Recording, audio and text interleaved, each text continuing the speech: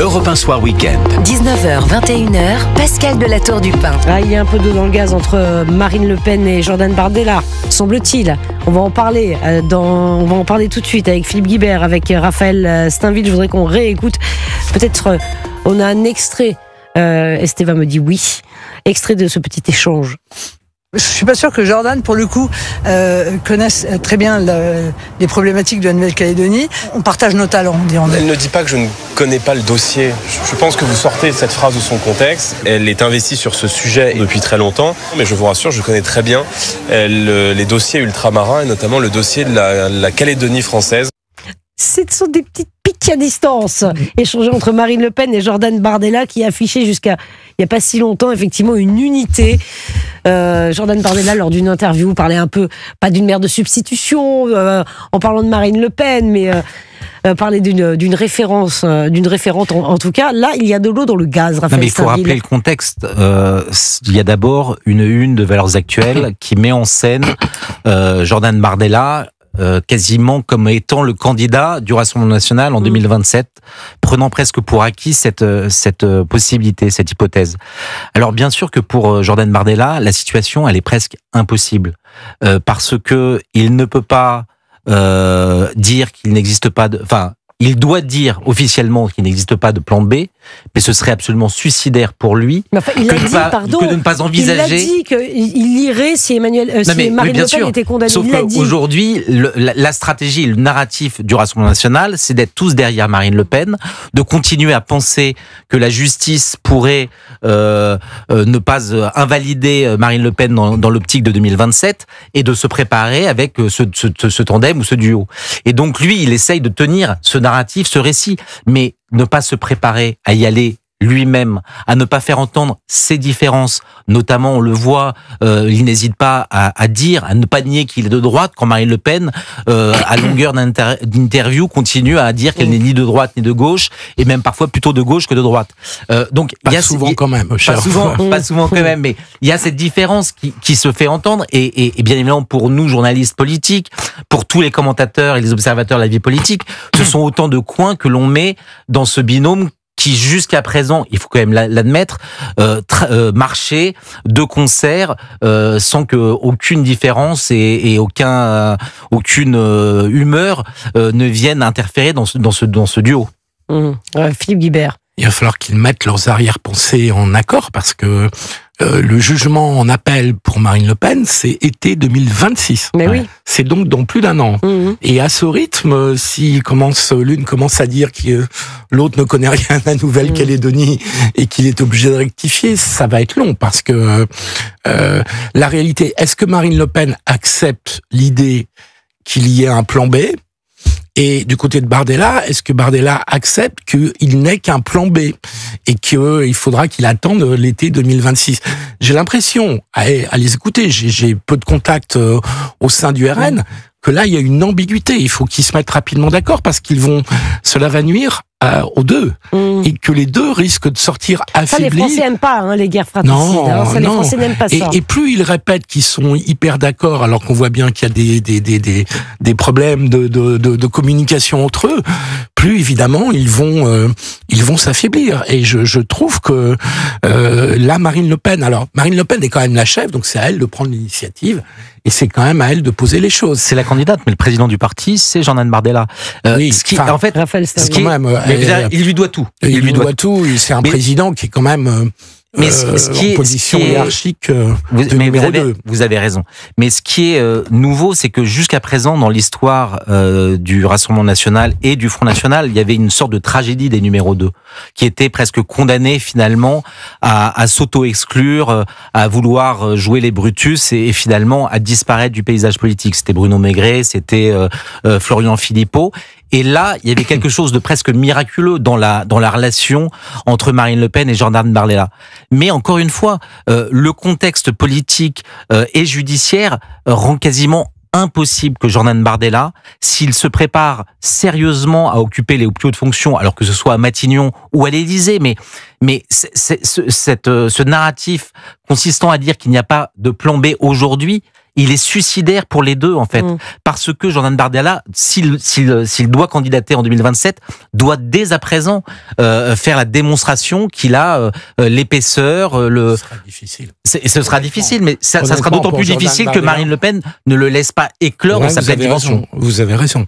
Il faut qu'il trouve une articulation et rapidement, sinon, encore une fois, ils vont y perdre chacun. Mais pour Jordan Bardella, c'est très compliqué aussi, parce que, très honnêtement, on a vu ses limites pendant la campagne des législatives. Il y a quand même une défaite du RN au deuxième tour. Il y a eu des Français qui se sont dit non, pas cette fois-ci. Pas cette fois-ci, le RN au pouvoir. Et Bardella a montré des limites. Je lui fais pas tous les candidats, tous les grands politiques. Et donc, Bardella a un manque d'expérience et je trouve un manque d'épaisseur qui sont pas forcément rédhibitoires parce qu'il a 29 ans ou 30 ans, je me souviens plus, et que à son âge, beaucoup de politiques ont encore beaucoup à travailler.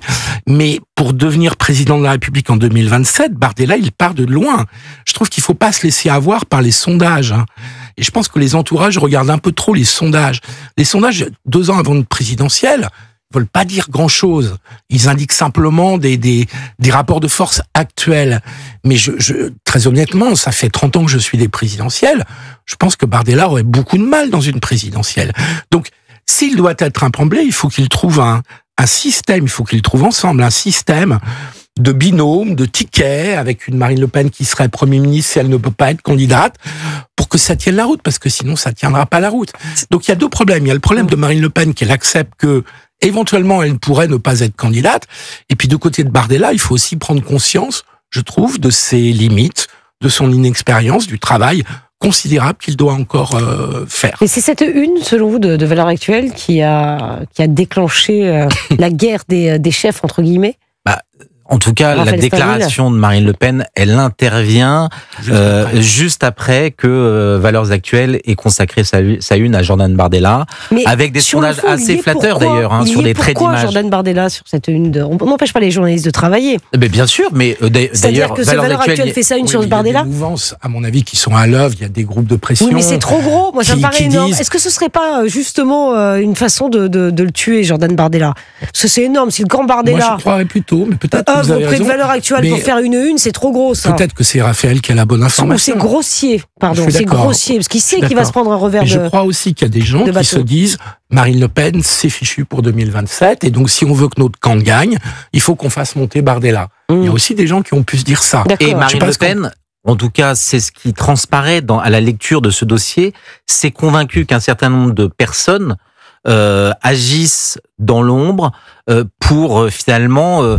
pousser Jordan Bardella, il a poussé et notamment un certain nombre de réseaux qui lui sont sinon hostiles, du moins pas forcément très favorables, parce que pas forcément sur la même ligne politique, idéologique et même économique, peut-être en exactement. Oui, mais est-ce qu'ils ont conscience, ces groupes-là, qui risquent de tuer dans l'œuf leur candidat? Mais vous avez parfaitement raison de poser cette question. C'est lui mettre une cible dans le dos. Mais vous avez parfaitement raison de poser la question. Probablement qu'à vouloir bien faire et à vouloir le meilleur pour Jordan Bardella, il condamne en tout cas cette relation qui jusqu'à présent faisait leur force et qui aujourd'hui apparaît comme une fragilité de plus en plus évidente. Moi, j'ai le sentiment que ces réseaux-là dont vous parlez...